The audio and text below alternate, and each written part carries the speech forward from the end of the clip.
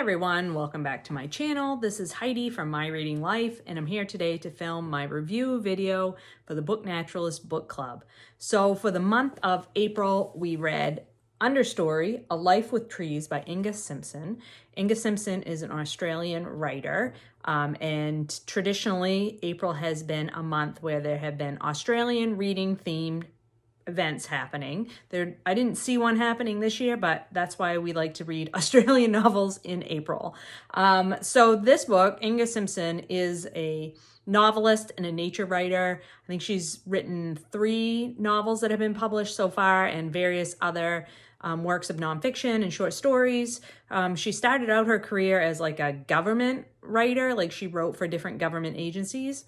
But this book in particular, Understory, is her book of nature writing that also includes sort of memoir-esque sections where she talks about her transition from a life working, a 9-to-5 office job to becoming a full-time writer. So this is kind of a mixture of stuff about trees and stuff about her personal life. So I thought that this was it was a book that started off quite slowly for me, and I wasn't sure how I was going to get on with it. And then in the second half of the book, I really became quite enamored of it. And I think I had the opposite reaction to this that Doris did.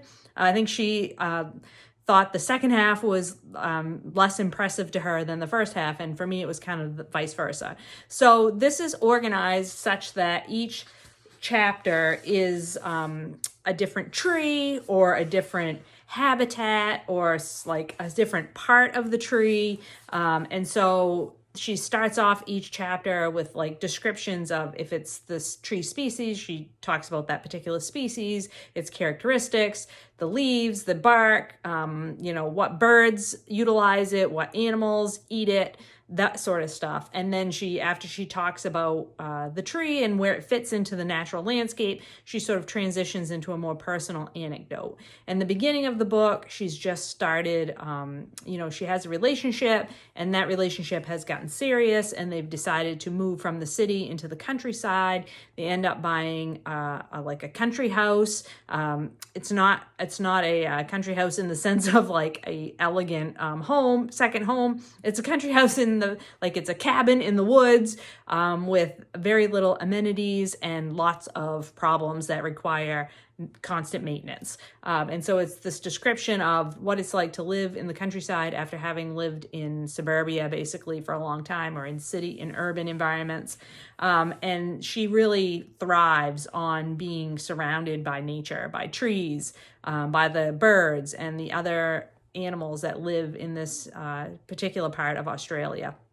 And I believe this is in New South Wales that she's doing this all in. She escapes suburban Brisbane for a cottage on 10 acres, and I believe that cottage is in New South Wales. So that section of Australia. And I thought it was quite interesting. One thing I really wish this book had was pictures of the trees. So there's no pictures in this book. And I would have appreciated, each time this first one is brush box. I did not have any mental image of some of these trees because obviously I live in North America. So I spent a lot of time Googling so that I could sort of get mental images of the trees, because she's talking about different aspects, the canopies, the trunks, how these trees function to, protect against erosion, or function in terms of water control and things like that. And I just had no mental image. So I think this book would have benefited from pictures of the trees being placed either in each chapter or in the middle, having a section of just pictures of different kinds of trees. I thought that her personal memoir aspect of this was good. It was a little bit slow going for me in the beginning, but in the middle of the book, she has kind of a crisis. Her life completely changes, and her personal situation completely changes, and she has to adjust to that and figure out how she's going to go on. She's been really trying to make the transition from, like I said, an office type job, a 9-to-5 job, to being able to write full time. And she has to live with that and what that means, all the reductions in her lifestyle, like how's she gonna, pay the bills. She has a lot of financial troubles, and this is all happening in the midst of the global financial crisis as well. So it's not just her individual financial difficulties, it's the whole world's financial difficulties and how those two things interact and play together. Not only that, the area that she's bought this home in is being developed for power transmission and other development projects that are going to basically support people who live in the city and not so much the people that are living right there in the country who are going to be impacted. And she, at some points, gets quite active in trying to stop that development from happening. And I found that to be quite interesting as well.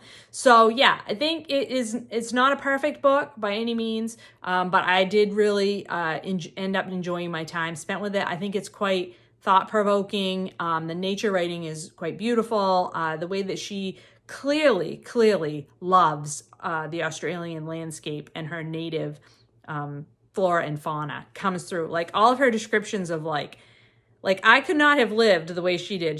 This cabin that she lives in, her house, I use the term house loosely because it's quite open to the elements, and there's like always bugs and spiders and snakes and like all kinds of critters in her house with her. And she describes that, and I like nature, I do, but I do not want to share my bed with certain creatures. I do not want to.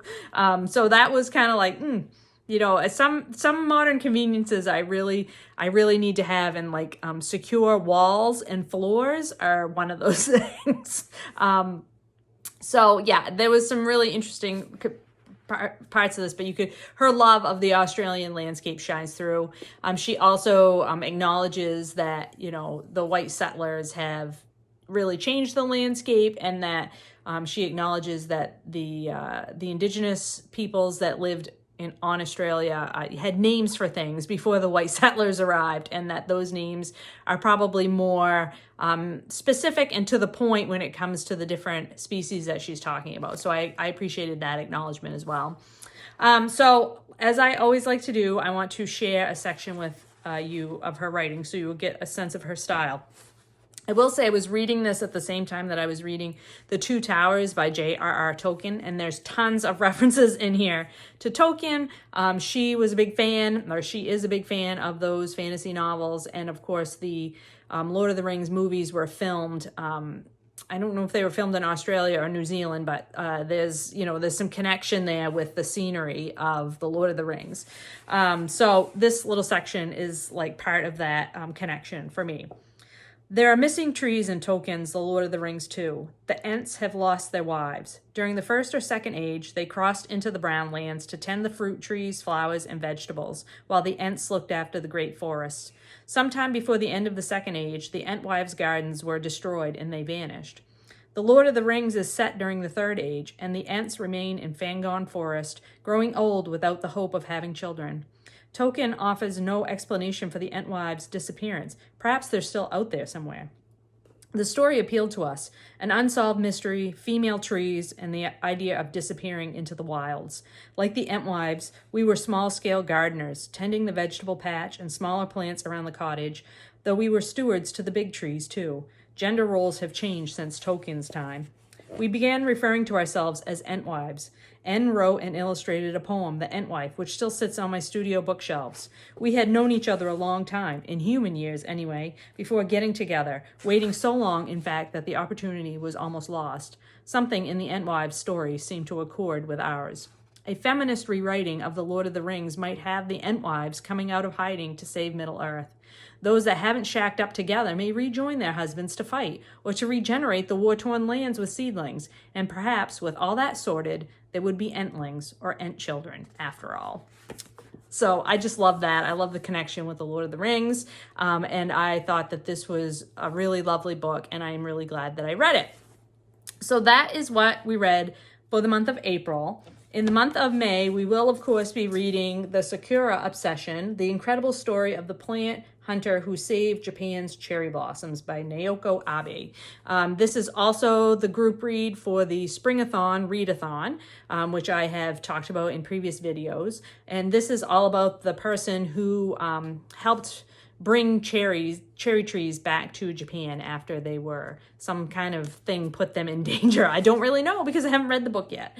He had been in Japan in 1902 and 1907, and then in 1926 he went back to Japan to search for new specimens, and he was shocked to find a dramatic decline in local cherry diversity. So he helps bring diversity back to cherries in Japan. So I am very much looking forward to this one for the month of May. I hope you will join us in reading that one. And if you did get a chance to read Understory this month, please let me know in the comments down below. Let me know what you thought of this book. If you appreciated it or did not, I would love to hear about it. Just tell me all your thoughts. I hope you're doing well and finding some great books to read, and I'll talk to you later.